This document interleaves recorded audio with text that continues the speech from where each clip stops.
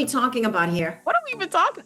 I thought my life was over. I thought I was going to die. Like, I'm not worried about, you sending me emails at 3 o'clock in the morning. Like, I'm not worried about that. Well, I'm not responding, but Yeah, exactly. I'm moving. Exactly. So I think, in that personal experience, it just made it very clear that the only thing that matters to my own survival is my integrity and my values.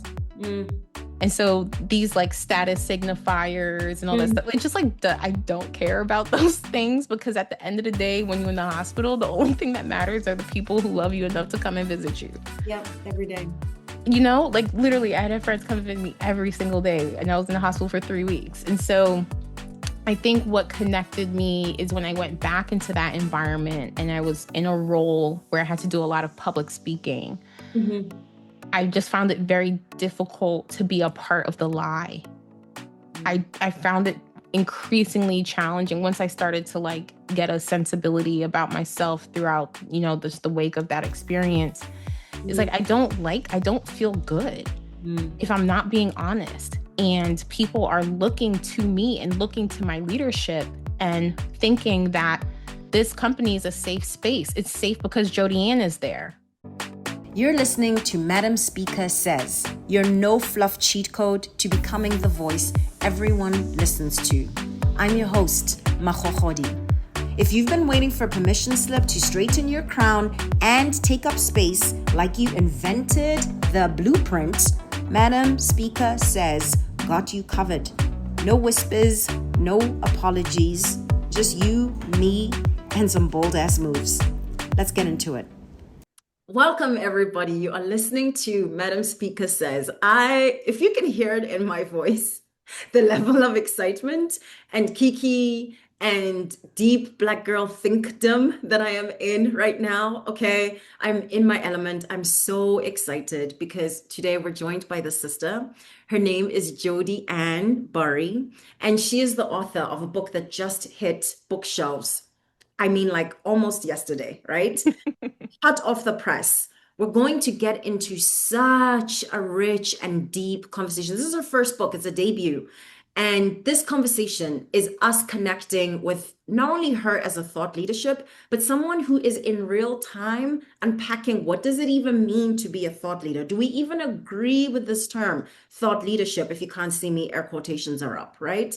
And oh my God, the levels of respect, the levels of love, the levels of like serious kiki, just logging on to be with you. I felt my shoulders drop and I felt myself really coming home in a way to connect with you. Welcome. Thank you so much for being here, Jodi-Ann. Thank you so much, Mahahodi. I'm so happy to be here with you. You're so welcome. You are so welcome here. I'm going to dive straight in, okay? We go right in here. And the first question that I want to ask you is specific, like what is thought leadership and why does it matter to Black and brown girls? Women. Yeah, so we were just chatting about this and we were getting too deep. So we're going to pick up right where we left off. And so thought leadership feels very LinkedIn to me. Like it feels very this kind Yes. of jargon of, business principles and all of that. But, as I'm listening to you speak about thought leadership and the goals behind this show is to really break down thoughts and leadership or leaders. And the idea that women, Black women especially, have thoughts is new for this country. And that the fact that we are leaders or recognizing our leadership is also not something that people are delayed in wanting to acknowledge, because I do believe people recognize our leadership. That's why we get Mm, targeted so mm, much, but they don't want to acknowledge it. But we're in this time where our thoughts and our leadership is being directly targeted to stamp it out. mm, And so for me, if you don't know what Black women are thinking and the ways that Black women are leading, you are in a dangerous situation, because what we do and how we see the world and what we do together, it's not magic, right? It mm, isn't. It is hard work. It is this like ancestral, familial, and our individual and collective knowledge and drive for our well being and the people that we care about. Mm, mm, And so when I think about thought leadership for Black women and girls, I feel like it's something that is how we stay whole, that is how we stay well. And if we're doing it right, we are in deep community with other people. mm, mm. I want to put such a huge underline on the last bit. If we're doing it well, we're doing it in community with other people, because I have experienced a lot of pushback around the words thought leadership. And what I mean when I say thought leadership is the production of intellectual property, right? That looks like books, that looks like speaking on stage, that looks like writing articles, etc., in order to affect change 7 generations down. And just the idea that that could affect that much pushback tells me the examples that we have in the mainstream of who gets to be a thought leader, what a thought leader is, what thought leadership is, those examples are broken. They Mm, don't serve us and they don't resonate. And what you're saying is one of the ways that it looks different is being in community. I think that is so there's so much life there. mm. I think it's being in community, like as living beings, for sure, primarily. But in addition to that, as you're talking about the knowledge that we produce and its ability to impact, generations ahead, we're also dealing with the violence of the archives, right? Like that's Sadia Hartman talks about the Mhm. ways that our stories do exist, but they are not documented or they are destroyed. And so when I think about that, ancestral community, the ways that we engage not just with each other as human beings, but with the work that we're doing, I think about Alice Walker and Zora Neale Hurston. I think about the campaign from other Black writers to make sure that Toni Morrison got her due. Mhm. I've been thinking a lot, like, as a On a debut author. second. Hang on, Sorry. because we need to bring everybody in with us, right? These little cliff notes, like let's throw some cliff notes out. Sandia Hartman, who you're describing, is a brilliant scholar. I mean, she literally, oh, took my brain and made it like turned it inside out. And I read one of her more popular pieces. It wasn't an article, it was a book when I Yeah. was in Ghana, and it completely reoriented my time there in West Africa. She's a scholar, she's at Columbia University. If you're interested in checking her out and thinking deeply about especially the transatlantic slave trade and its impact on our life today. That's somebody's scholarship to check out. And then I want you to tell us the relationship, because I don't know that a lot of people are aware of this, the campaign that Black, mostly, I mean, there were some dudes in there, but mostly Black woman led to get Toni Morrison her due before any of these organizations ever recognized her. Which I wanna ask you to answer that question, but I want to preface it and frame it in this meta question of like, why is it important for us to understand what's at stake in our thought leadership? And why was it so important for all of these artists to basically launch this advocacy campaign behind her? Yeah, one, as I said, the brilliance that we have in our scholarship, in our leadership, it is evident, right? It is whether or not you want to acknowledge it and promote it. And so I think oftentimes, when we're part of these marginalized communities, part of that, the function of that marginalization is that the work that we do is at the margins, right? They Ignored. try to dial or erase, they try to dial the volume down as much as they can or delete them files altogether. And so it is critical, and it has been. The reason that you and I get to do the work that we do is because Black people were in community with each other and said, hey, if the metrics of success for you or the metrics of your performance of progressivism for you is that one person get chose, choose her. Mhm. And so this idea of kind of the crabs in the barrel of like, Mhm. you know, that we all have to be fighting for the same spot. Mm. You know, to hear that story of like other Black writers, Black women, as you said, you know, writing op-eds, communing together, you know, trying to make sure that the work that Toni Morrison was producing was elevated to the metrics of to institutional metrics. Mm. So there was no denying her brilliance. But if these are the institutional metrics that we need to hit, then let Toni hit them. Well, And what she I, did hit them. You just refused to yes, acknowledge that you she refuse to acknowledge it, right? Yes, she hit the metrics and you refuse to give her the accolades did. for it. And so I think it was for the Nobel Peace Prize. It was And before the Nobel, yeah. yes, and so what I think is so important now that I've been learning more about Toni Morrison, not just as the writer, but as the editor, is that there are so many writers whose work we have because of Toni. Yes. And so, not that it was a transactional relationship, I'm gonna put you on, so make sure you rally behind me, but Mm-hmm. that we're in deep, deep community with each other. And if one person is gonna win, let it be Toni, right? Like, so, and what I think is so important about that is the ways that, you know, even I have to still unlearn, you know, the norms of competition, the norms Mm-hmm. of tokenism, that only one or two of our books can make it every Mm-hmm. season, and to say, you win, I'm winning, right? If I'm winning, you're winning. And so, what are ways that we can amplify each other's work, not just for these like institutional metrics, but for our own metrics? It's not enough that your book does well. To me, what matters is being in community with other writers, building those relationships. And so I remember I had traveled recently, changed, like, got a new flight, bought new flights to support a fellow debut author for his book talk. And then at the last minute, that talk got canceled.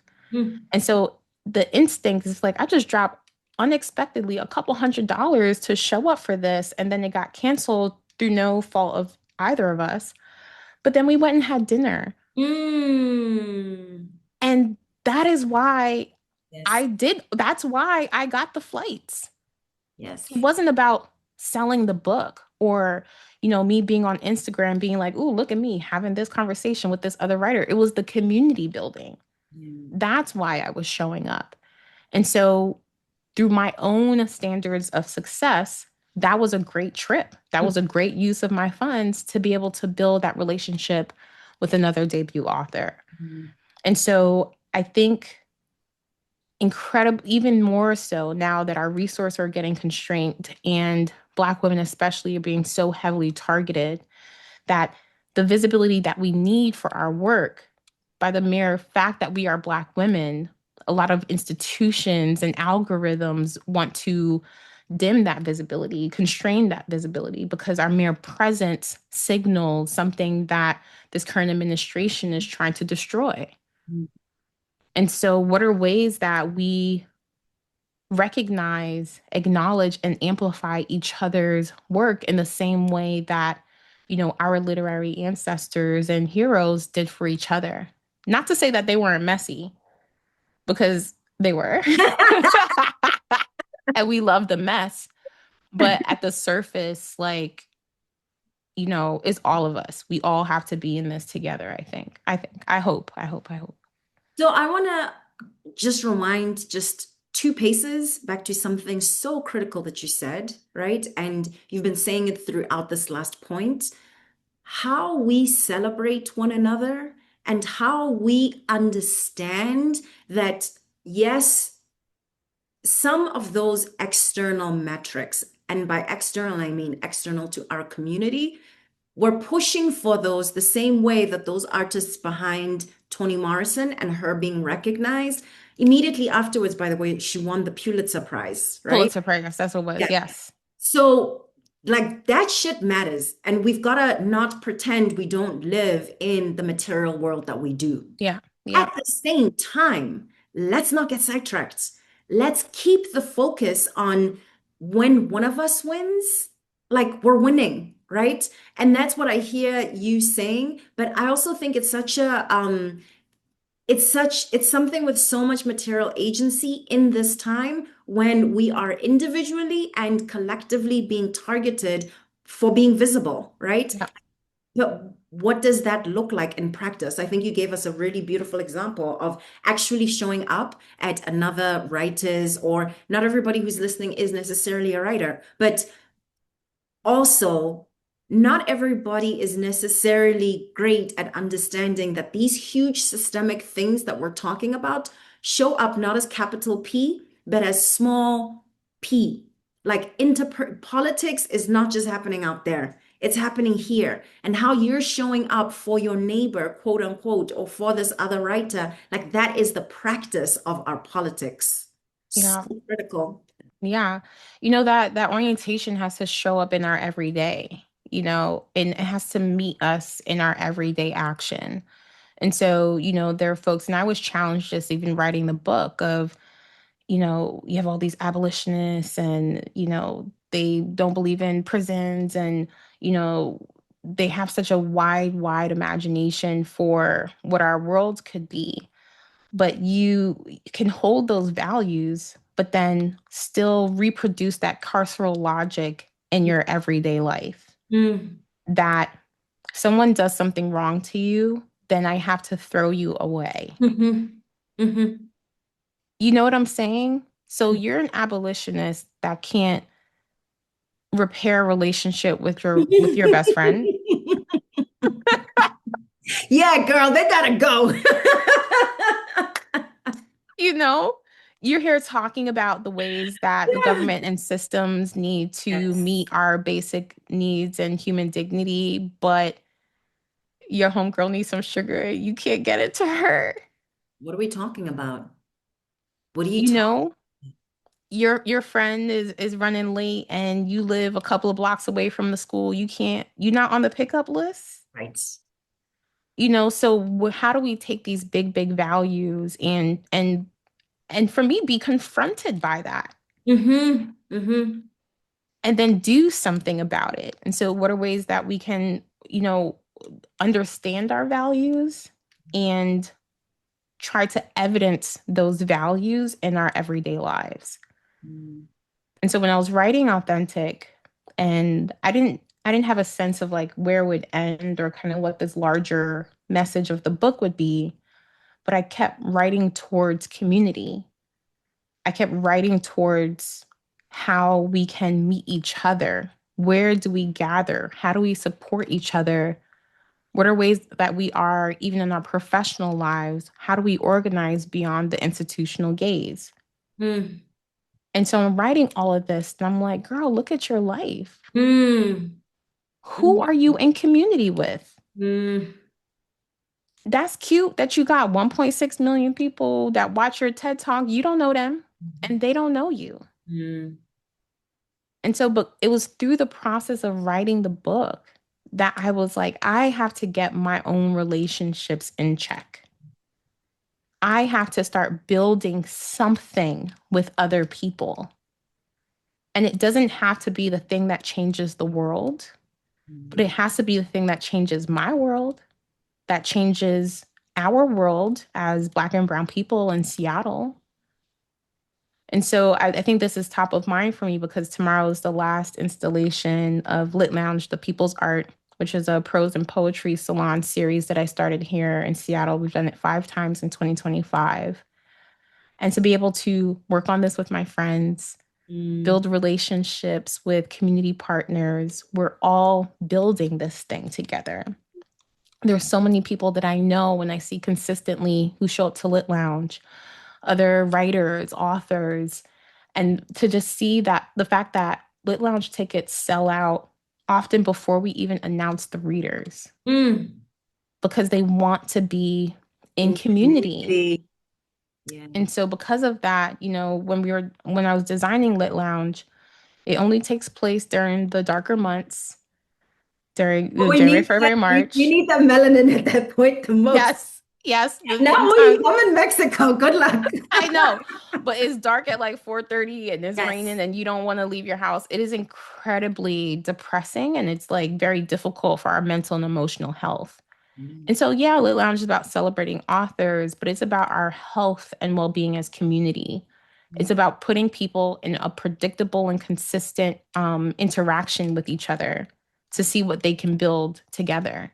And it's been so cool to see, these new relationships, new little book clubs, new little, like it's so cool because when the ish hits the fan, child, We all we got. we all we got. Like that's Listen, if 2025 has not taught anybody who is living in these colonizer countries that we're all we got, then I'm not sure you're really paying attention, right?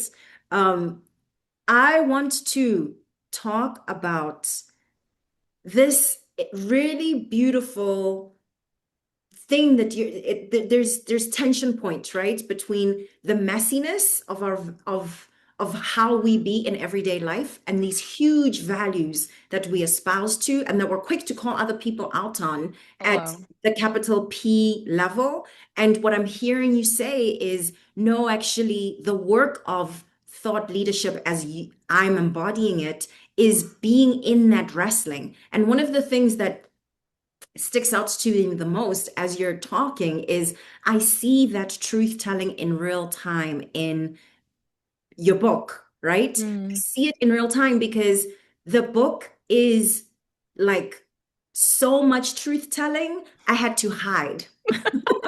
I had to hide from the book. I was like, girl, nah, nah, this is just too much. You just bring out all that, like you just pulling out all my edges. So there's that. But then what I love so much, you have no idea, Judy, and how much I love this because one of the biggest aha moments for me as an adult was this note to self.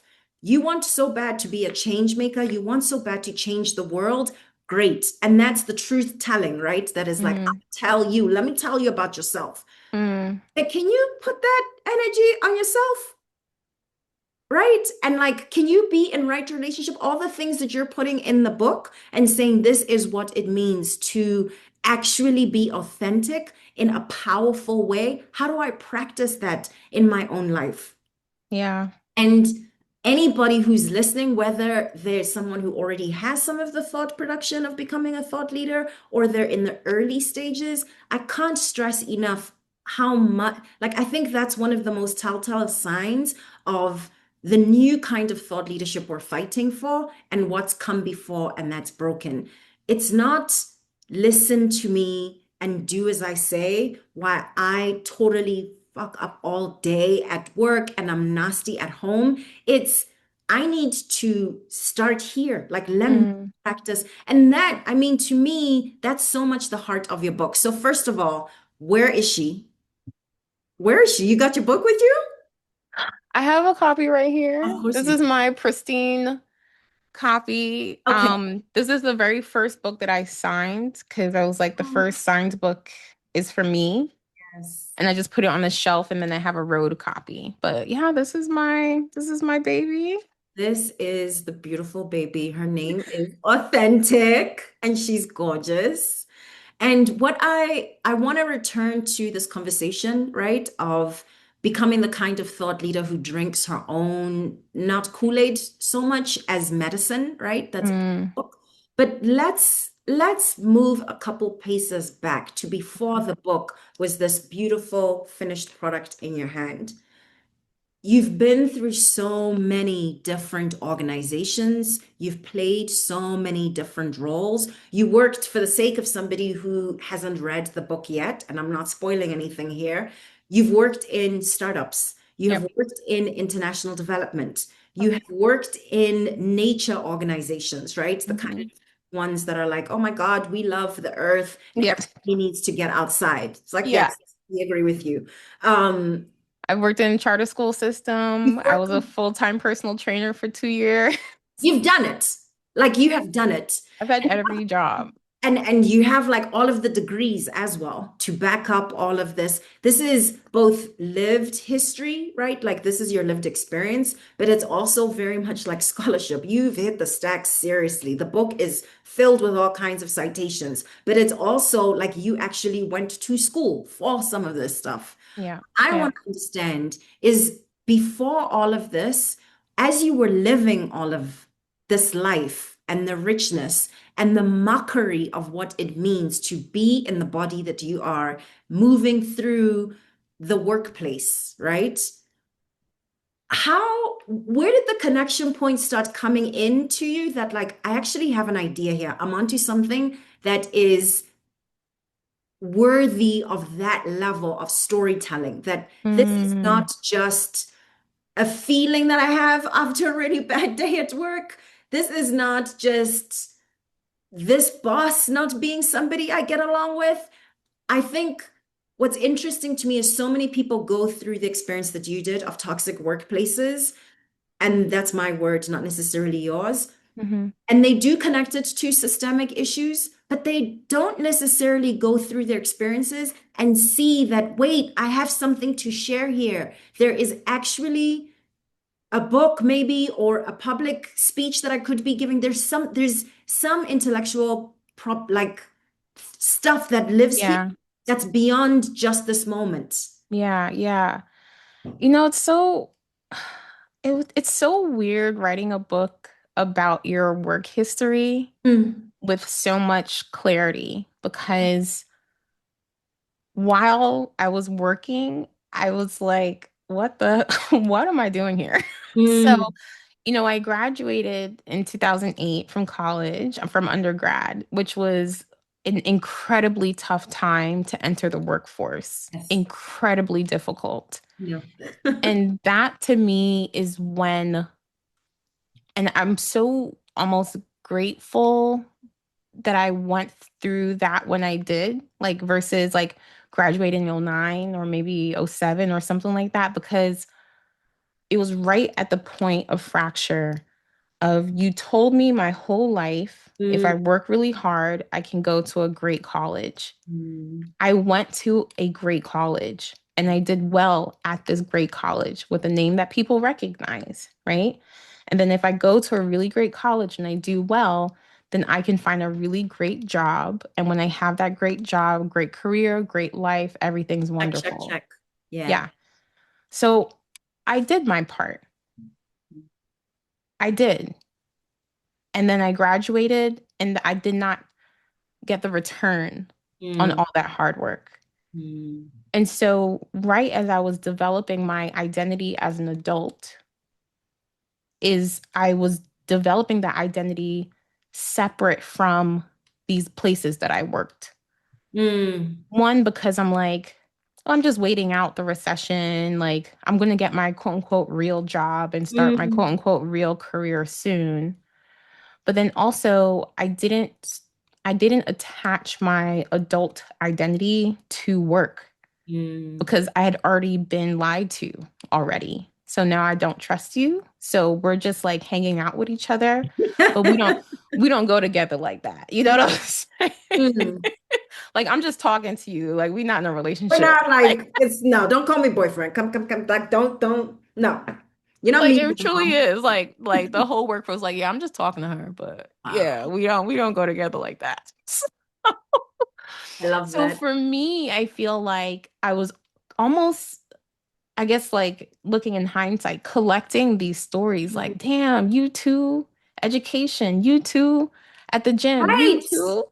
And I think there's this temptation to say, well, the consistent factor in all of these sectors is you. Right. Jodi-Ann, you are the Right. problem. You are Right. so difficult. You're so Right. antagonizing. Right. You have so many opinions. You're so aggressive. Why don't you just shut up and do your work?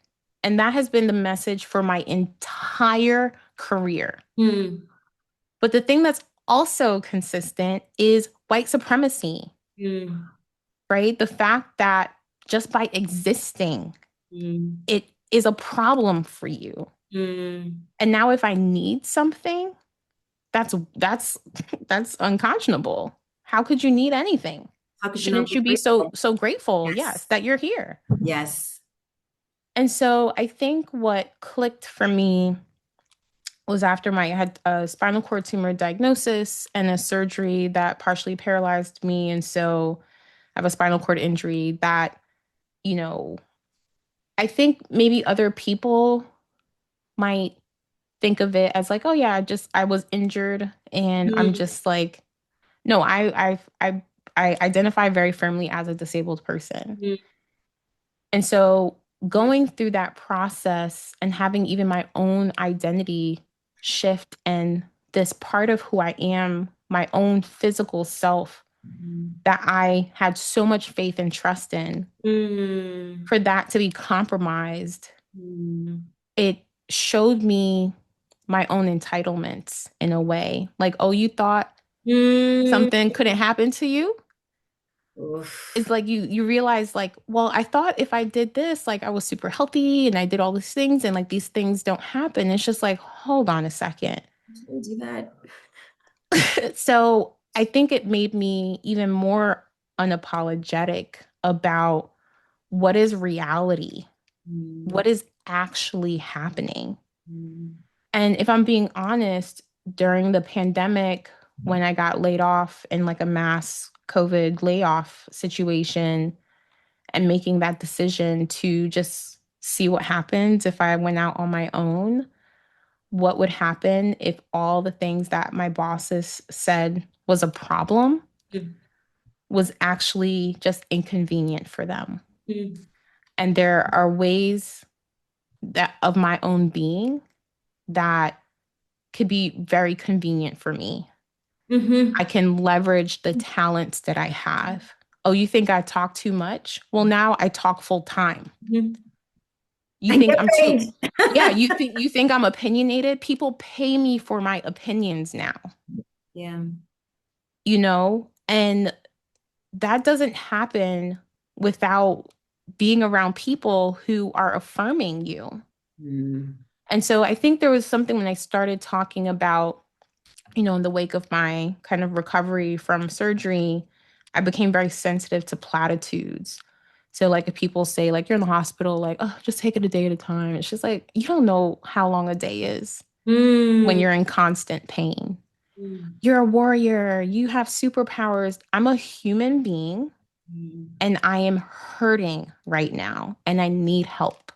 mm, And so that to me just like made me very, very sensitive to platitudes and when people like lie, even if that mhm, lie is benevolent. mhm, And so it just made me want to be honest about this thing that happened to me throughout my work history. And I think because I had left traditional work, I think I was just trying to figure out what happened, mm.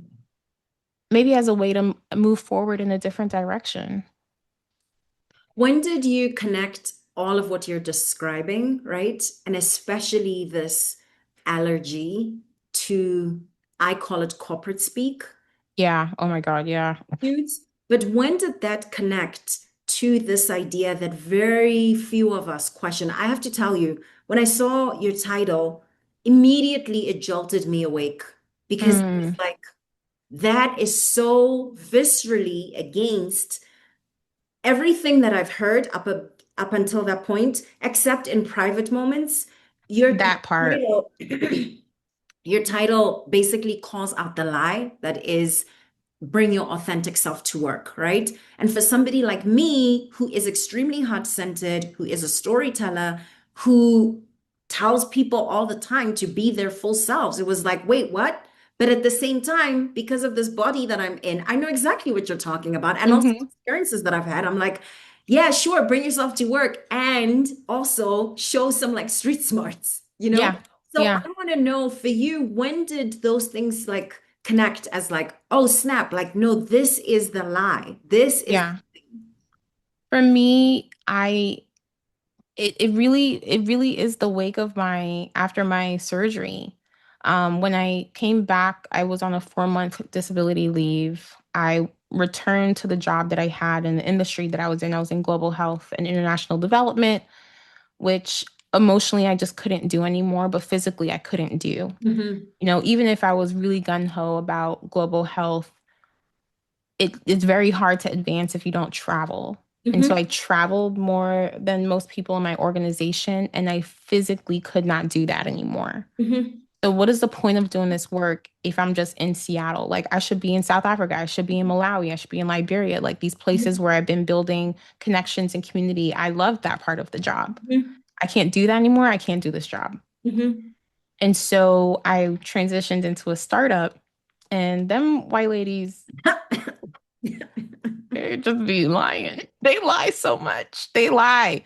They lie so much. Like it's like what it Paul Mooney it's Oh, like it cleans their teeth. Like they need it. They need it. It's like it cleans their teeth. It soothes their soul. They just be lying. And they get millions and millions of dollars for it. They say, hey, we have this product. You don't got no product. Hey, we have, mm-hmm. a million people who follow us on our channels. No, you don't. You just know somebody. Mm-hmm. That's where you get your money from. That's why you get to do the things that you do. And so when I was working there, I was just so fucked up from my surgery stuff. I remember in my interview, the COO asked me if I thought that I could handle the stress of working in like a chaotic startup world. And I just looked at her. I was like, I thought I was gonna die last year. Like, you know, What's chaos to you? like What there's are the nothing. stakes? What are we talking about here? What are we even talking?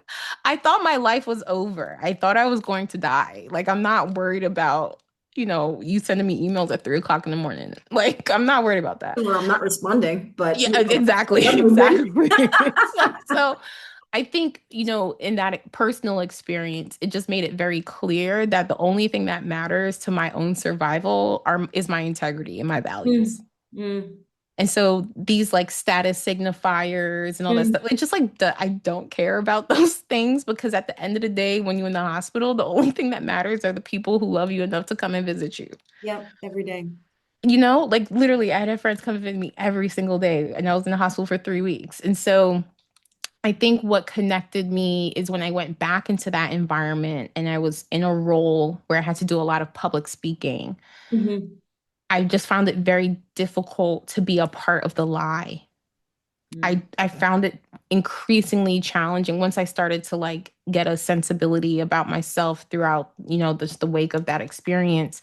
It's like I don't feel good Mm-hmm. if I'm not being honest. And people are looking to me and looking to my leadership and thinking that this company is a safe space. It's safe because Jodi-Ann is there. They're using you There, as yes, the cue yes, that this is a place where you can be yes. authentic self. Look at Jodi-Ann. Yes, look at Jodi-Ann. She made it so it's easy it'll be better for us. Have more opportunities. We'll have community here because Jodi-Ann is here. So you're using me to lie. And to an extent, I'm allowing myself to be used for the things that I want Right. to the detriment of my values. And I did that and I couldn't do it anymore. I love this. I love this so much because not everybody has your experience that tracks exactly like you, but everybody has this experience of feeling a fire. I can hear anger, right? Yeah, That yeah, kind of like, how dare you? How dare yeah. you use me in this particular way? And also, and this brings to mind the Fear poem by former poet laureate, first Muskogee person ever to be the poet laureate. Mm-hmm. Help me Mm-hmm. out here. It will come to me. Joy Harjo. It brings Mm, to mind her poem, the Fear poem, about what I am complicit in, what I have allowed myself to participate in. mm, Now, I am the one. She ends that poem talking about the sword, the knife, the blade, and how I am the one who turned it into my body, right? And I want mm. you to hear that and to understand that the place where you are, where you're angriest, that's probably where your thought leadership lives. Yeah, Probably where you have something to yes. say that has legs, that has fire. And now, what I want to ask you is how do you translate that into not just, Effie, I'm not answering your 3 a.m. emails because, like, who does that? Yeah. But then also, like, real agency of, like, actually, this is a huge thing. Like, this needs to be turned into, for you, it's a book. But before it was a book, it was a LinkedIn survey.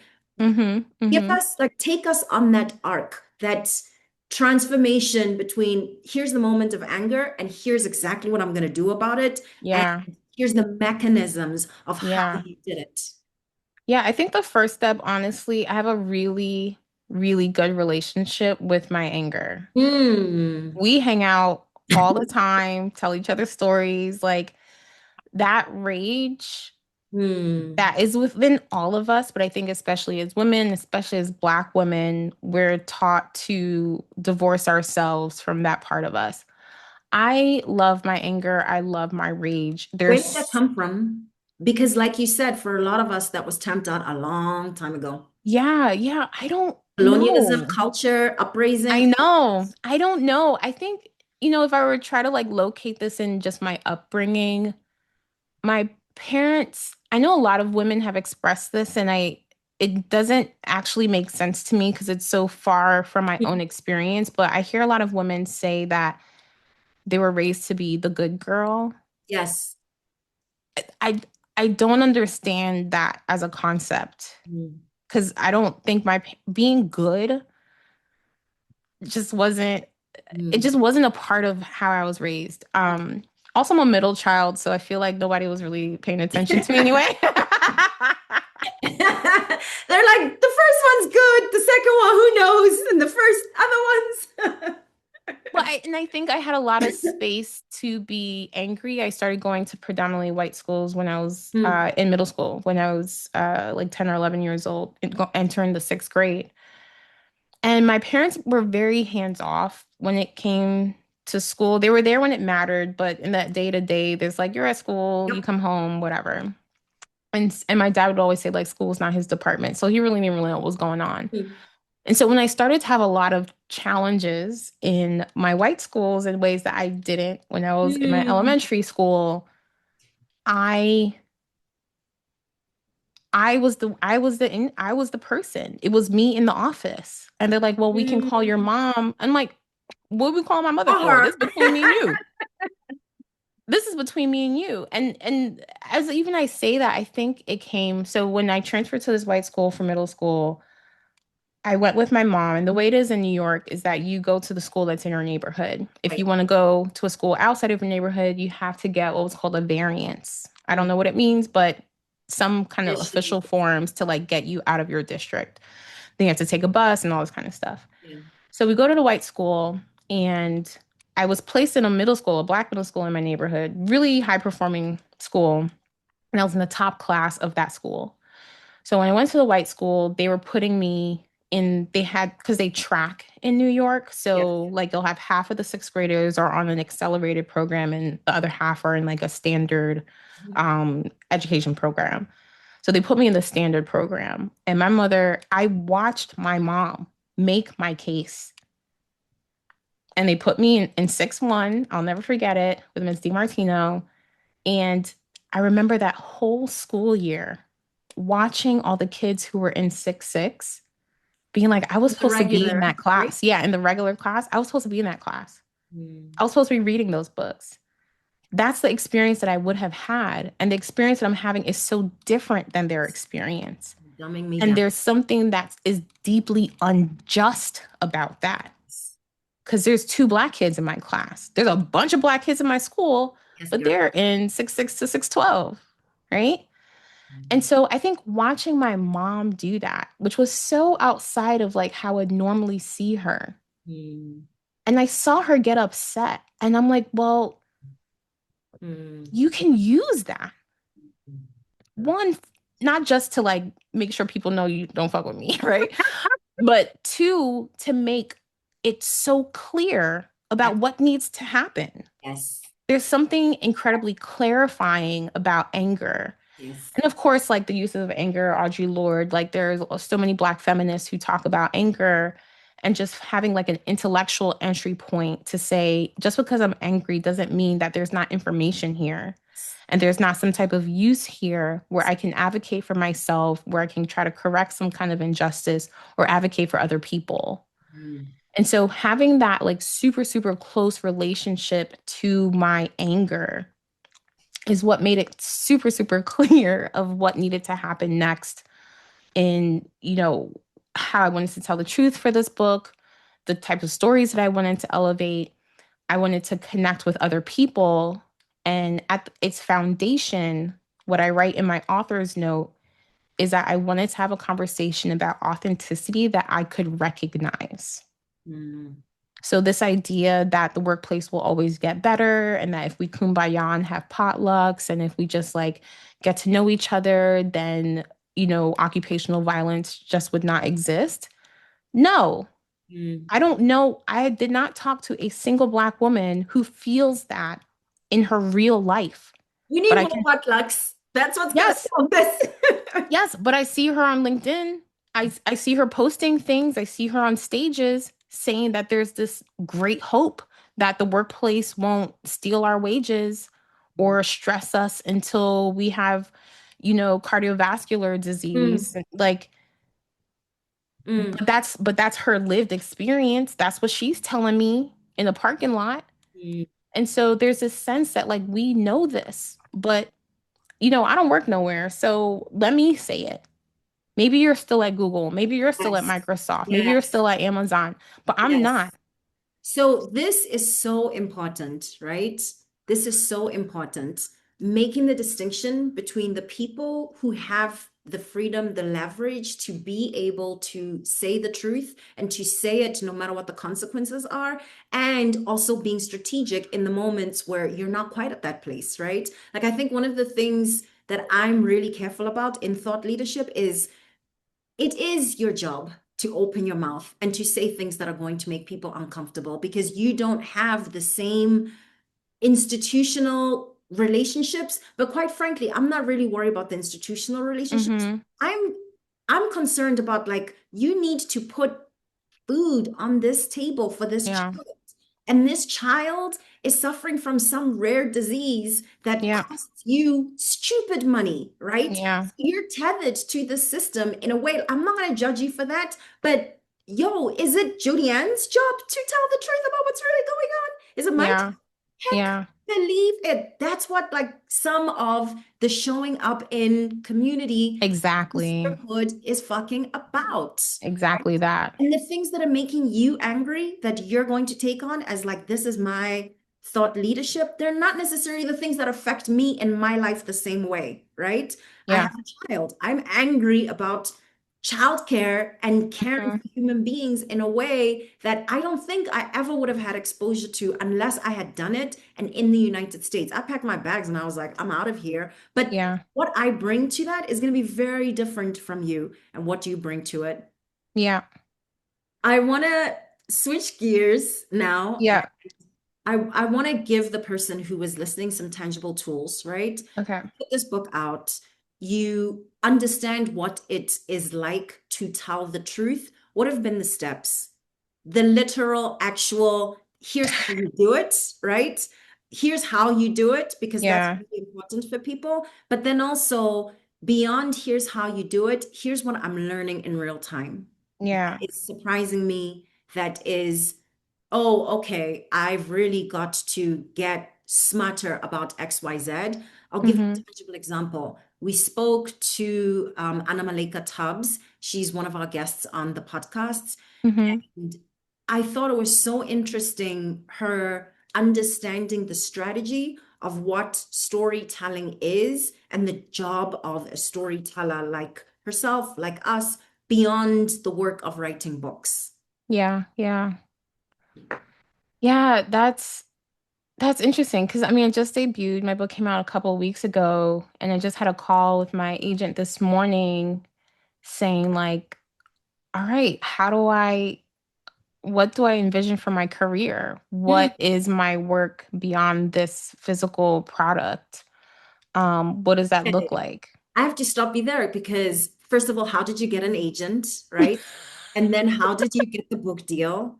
But then also, what does it mean? Because not everybody, I know this, I'm in the writing community. Not Yeah. everybody has an agent who calls you and asks you a question like that. So there's several steps there. Yeah, yeah.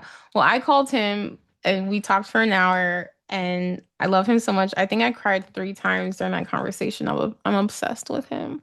Okay, what's Um, his name? And also, this is just a plug for everybody. First place, you always want to check out if you're interested in the yeah, marketplace for books. You go to the back, you look built at to the acknowledge it. credits.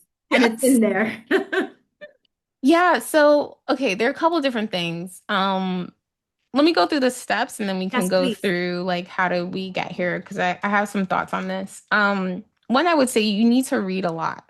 Mhm. As you're talking about reading the acknowledgments, reading the intros, the prefaces, the prologues. So when I was a baby reader, I never did that. I just wanted to get to the body of the book and I never read any of the front matter like at all. And then and to be honest, I never even finished this book, but I picked up one of Brene Brown's book and I just read the introduction.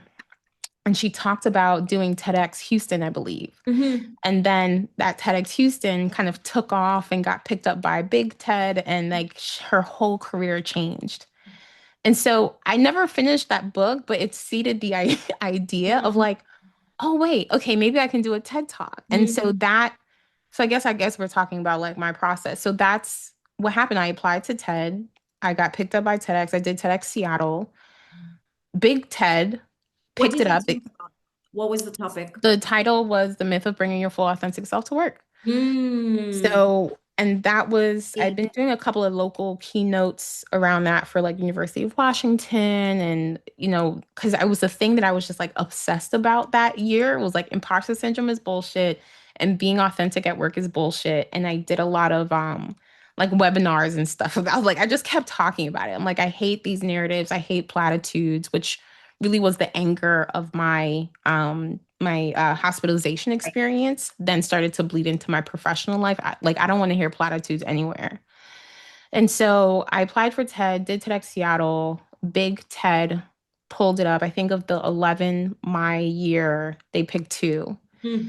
And so when it went out on like Big Ted's channels, that created a lot of inbound interest in writing a book, doing speaking engagements. And so I just followed the kind of the flow of the inbound requests. And like that was my whole life for 2 or 3 years. And so in that process of doing podcasts, I did Brene Brown's podcast, like I was writing for her business review and just, being in that world, my publisher reached out and we got the book deal together for this book.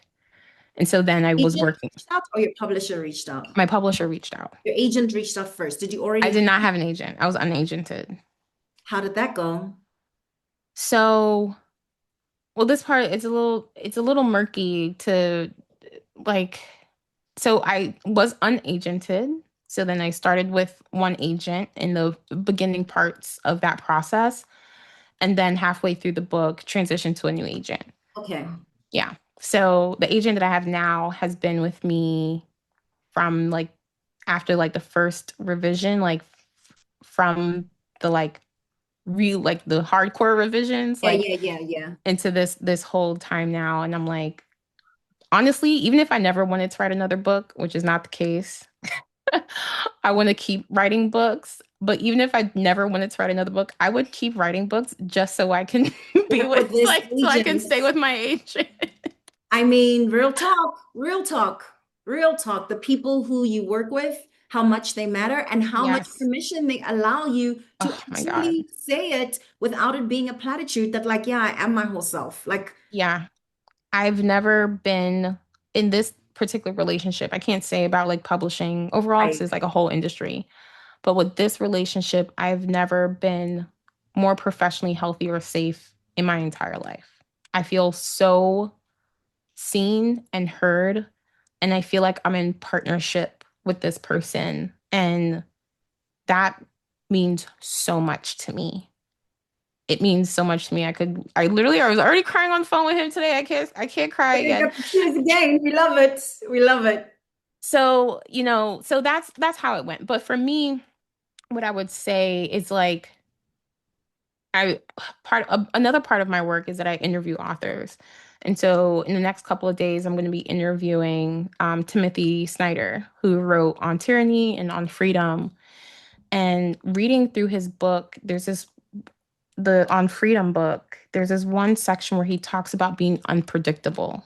And Mhm. so he's a historian, he's a East European historian. And so he was talking about Zelensky and Mhm. Ukraine and how no one everyone expected that Ukraine would fold in a couple days. Everyone expected that Zelensky would flee the country and just kind of let Russia do what Russia wants to do. And the fact that Zelensky stayed was such a shock to Yes. everyone. But Yes. when he's talking to Zelensky, Zelensky was in alignment with his values and goals. Mm. And so the larger lesson, and he gives a lot of different examples in this particular chapter, but the part that's been haunting me, which I think has so much resonance with my book, is you have to be predictable to yourself, which Mm. makes you unpredictable to other people Mm. and unpredictable to systems of power. Mm. And so I know plenty of people who needed their health insurance, who needed their jobs, who just walked away. And it's like, why would you do that? But based on where they were at, it was the most logical next step, right? They were predictable to themselves. And so I think for me, to be on this path and whatever your creative path is, or, if you're thinking about getting values aligned or whatever it is, you're trying to build your own thought leadership, be predictable to yourself, which means what do you care about? Read, respond to things, get your own sense of, oh, I'm really attracted to things like this, or I really don't like stuff like that. Go through your own ideas. So one thing for me that I always got kind of blasted at professionally is that I'm contrarian and opinionated. I said, okay, being contrarian and opinionated was inconvenient for you, but what if those things were assets? And Mhm. so what I started to do is like I would read something and experience something, and I'm like, I don't like that. And I would write to myself, why don't you like this? And so that kind of thought process of like, here are all the reasons why I don't like this narrative of bring your full authentic self to work. I hear it at work every day. Here's why I don't like it. That was the foundation of Mm. the keynotes that became the TED Talk, and the TED Talk that became the book. It's Mm. because I sat down with myself. I said, this is bullshit, but Mm. it's also not enough to say that it's bullshit. So Mm. why? Mm. If I trust my own instincts, then let me lay that out in a way that can be legible to other people. And so it became attractive to people because they're like, wait a second, cool. I did the same thing with imposter syndrome. I sat down, I'm like, here are all the things that I think about why imposter syndrome is bullshit. And then that became, me and my friend co-authoring this viral Harvard Business Review essay called Stop Telling Women They Have Imposter Syndrome, which then started to change like a public conversation about imposter syndrome to look more about these institutions that tell us that we're not enough and kind of outsourcing the work of that to our own insecurities and self-doubt. Well, Mm. the reason why you're not getting ahead is because you don't think that you're good enough. And I'm like, well, I think I'm great, but y'all are keep telling me that I ain't shit. Right. So how So, would, yeah. you But know? but one of the things that I think is so telling in your journey, right? And thank you for sharing the journey, because I think that actually is a playbook.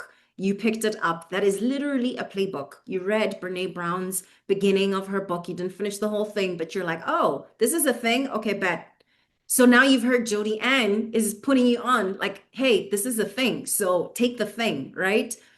But to be able to take the thing, you actually need to believe in your ideas. Like you need to be the kind of person who takes yourself and your ideas and also, quite frankly, your feelings. You need to take that shit seriously. What you Thank you. like, there's two things that you've said in this podcast that are really powerful. You said, I take my anger like my friend. That's Hmm. data.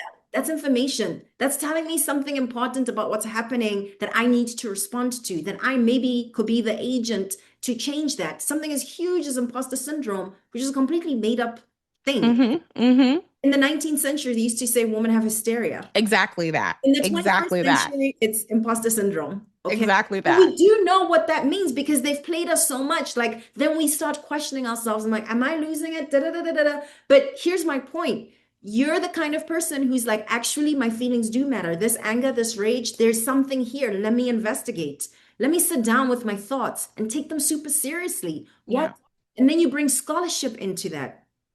That's different. That's not what most people do with the things Yeah. that make them like really like, somebody needs to change this. You're the somebody we're waiting for. hmm I think that way of being just comes from the people that I've read. When I read my first bell hooks in undergrad, I learned that she wrote her first book when she was 19. And I was Mm. like, That okay, bet. I wrote my first book at 39, but it's okay.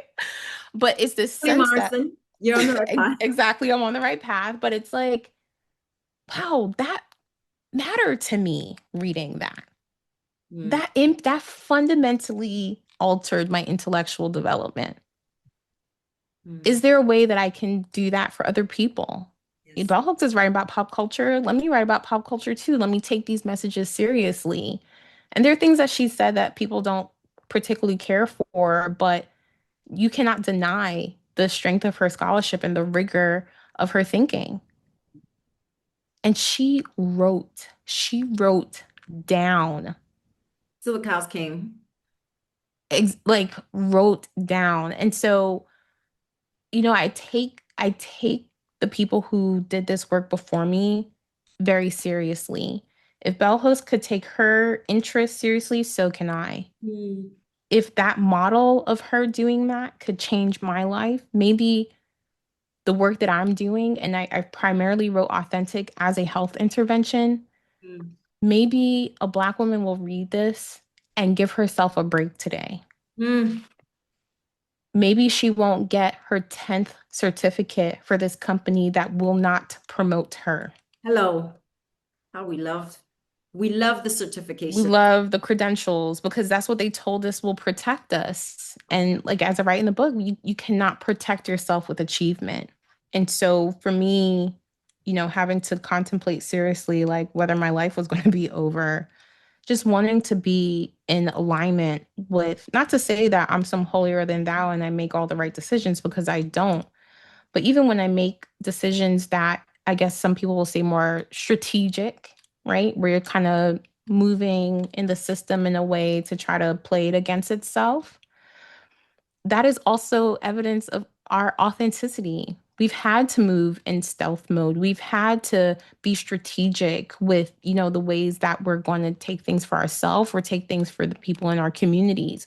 We've had to be creative in making space for ourselves. And the thing that's making me incredibly anxious and also energized is how swiftly all these institutions that said not too long ago that they were standing with us have Mm. turned their backs, closed the door, and locked that shit. Mm. And so we can stand there in this dark room being like, oh my God, let me in. Or Mm. we can realize, wait, Mhm. we all in the room together. Mhm. What can we build? How are ways that we can protect ourselves in both like emotionally, spiritually, and materially? Mhm. And so as someone who's an artist, like full and doing this work full time and really needing to wrestle with my physical and financial health, I have to be creative about kind of what these next steps in my career are. I really don't know. And so, even for me, maybe your listeners as well, maybe you have accomplished that big thing. Like this thing that I've wanted to do is write a book, and I did that. Mm. Just because my name is on the cover of a book doesn't mean my life is perfect. It doesn't mean that the path is clear for whatever those next steps are. And so, even I, as I'm talking to you, I have to return to those tools that I have. What are your values? Mm. Who are you in community with? Mhm. What do you already know? And what knowledge do you need to get or create? Giving myself space to be iterative. Mm. Hey, I'm going to try this thing. Let's see if it works. If it doesn't work, let's try something else. And being honest with myself about the things that I need and being honest with the people that I'm in community with. And when I say in community, I don't mean on Instagram. Mhm. I Mm. mean someone that you can hold they're holding your hand. What do you need? What In do the I need? bathroom when you're sobbing and it's Yes. ugly and you don't have Yes. whole I'm so beat, I look so cute in that Yes. moment. Who's that person on that 911 call? Yes, yes. And even my closest friends who are excited about the book, when we get on the phone, I said, don't do that. Don't treat me like you just know me from Instagram. I don't want to talk about the book with you. I don't want to talk about the book tour or whatever with you. You're my friend. Right. Right. A real friend. Let me tell you something that will tickle you to that. And then we're going to do rapid fire. Oh, yay. One of the most powerful reminders of what it means to be somebody's sister and what it means to love somebody down and deep through and through, like I will be a witness to you and your life until the end, was a conversation I had with Clevis Natera, Mm, as well as, yes, yes, love her. yes. It was myself, Clevis Natera, and Nikki Giovanni. And we were actually celebrating Toni Morrison and the 50th year anniversary of The Bluest Eye. Mm, And one of the things that I took away that I was just like, oh my God, oh my God, oh my God. First of all, Black people around the world are just like so similar, like the through lines. yeah, yeah. She was talking about when she first met Toni Morrison and she reached out because she's like, I really admire what this person is doing, right? And at the time, Toni Morrison was also the editor at Random House.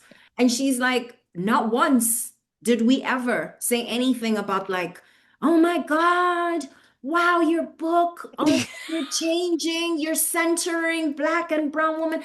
Oh, can we please Yeah. have this? She's like, no, because she's my friend. Mm-hmm. And We know each other.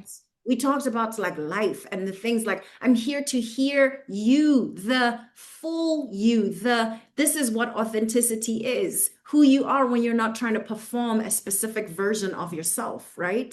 Yeah, And it yeah. was just so powerful because it reminded me of like, I mean, like all the accomplishments that you just described. Please tell me when you go home to that circle of people, who cares that you write for Harvard Business Review? I will Oh, tell you right no. now your business. And I tell you, when I went to New York for my book event, I got like car service at the airport, Yes, Steve, yes, rolled you up to got my her. sister's house. I walked in Yes. the house and she's like, "Oh, there's food on there's food on the counter." So like all the food was there. And so her gift to me is that she didn't pack it up I'll and feed put it in the you. fridge. Yes. Yeah. But I had to go grab a plate and pack that shit up myself. It should have said, "You're not a celebrity in my house." Like, Like, who told you? Who told you? And that's how, as well, we create a different kind of thought leadership, right? Because you actually yes. do have people who can check you. You have people who will remind you who you are, who, like you Yes. said, your values and your integrity is. Like, come back to that. And also, people who know you outside of this performance of self. So they call you back to something that's real, authentic, that's like Yes. timeless, that's eternal, that's who you were Yes. before you were even on this planet. And then also developing yourself professionally in a way where you don't have to be called back, right? So Tracy Mm. McMillan Cotton, who's another one of my professional North Stars, she talks about this all the time as you're developing voice, the ways that you speak publicly, it's like big public persona and work, that body of work that she has is I have to be recognizable to the people who love me. Yes. When I'm doing my work, I, as in Tressie, like if I'm doing my work at the New York Times, this also has to be accessible to the people who love me at home. Yes. And so, even starting authentic in that way of like, I want to have a conversation that I can recognize. What I'm also saying is that I want to be recognizable to the people who love me, Mm. the people who are in community with me. And also the people who put you there in the first Thank you. give you the power to be able to talk truth to the microphone, both by like, no, this is what my lived experience really is, and also by checking you in moments where you might forget your name. Yeah. And so when my sisters read the book, when my niece is 25 years old, we went and got pedicures the other day and she had my book in her purse. I mean, Oh, she did get the pedicure and was looking at TikTok, but she had it on her. You know what I'm saying? right. She had it with her and she's actually It's reading it. And then so it's like, I'm still as her aunt, who yes, she has known her entire life. here is this massive product of my, creativity and like this place where I am in my career right now, and she recognizes me. Yeah. I mean, That's what I want her to feel at 25, that she can still be herself and have her goals accomplished, be in community with people who love her, and succeed professionally.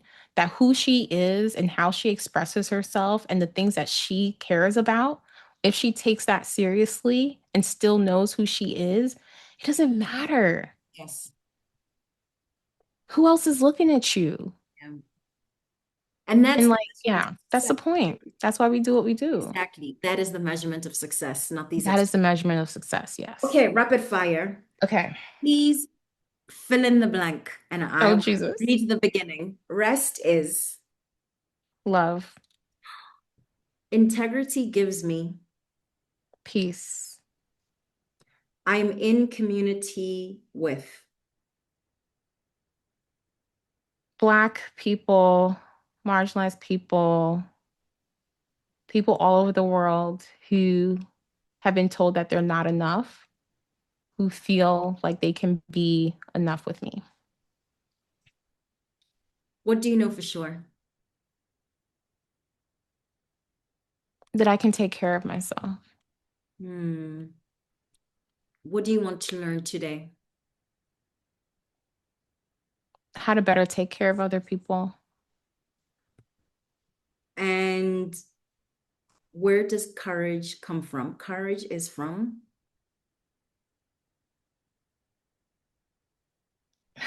Within Hmm. And the very last one, authenticity is. everything. Beautiful. Thank you so much, Jodi-Ann. Thank you, everybody, for joining us on this super rich conversation. I implore you to pick up this book, pick up a copy. Can you please hold it up again so the folks Yes. who are on YouTube can see the beautiful cover? The book is called Authentic. Our guest is Jodi-Ann Burey. And I need you to read this book. And I need you to pick up a copy for your boss. Okay. If you're somebody who is a person who's at work, especially if you're a person of color, give this to them as a nice, I don't know, end of the year gift. Or I was thinking about you. You don't even have to say anything, but just slide this under the door. Okay. We're not going to change the systems until we are the loudest in the public square making change. And Jodi-Ann Burey, you are such an example of that. Thank you for being here. This is Madam Speaker Says. Hey, pull up, pull up, pull up. Just you and me for a second. Are you an exec, a founder, or an entrepreneur who's sick of shrinking in rooms you're overqualified to lead? It's time to stop playing small and start owning your expertise.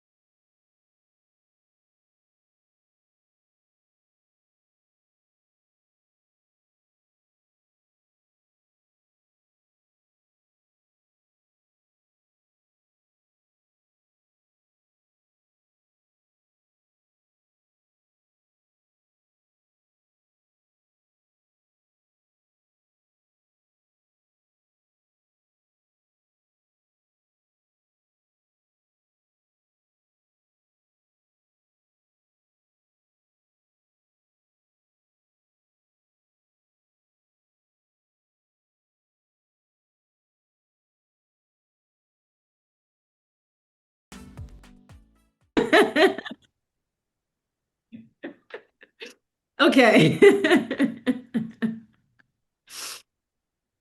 Oh Okay. my God. Should I say, or do you want to start the No, I'm conversation? gonna start it. I'm Okay. gonna start it. Okay, damn it.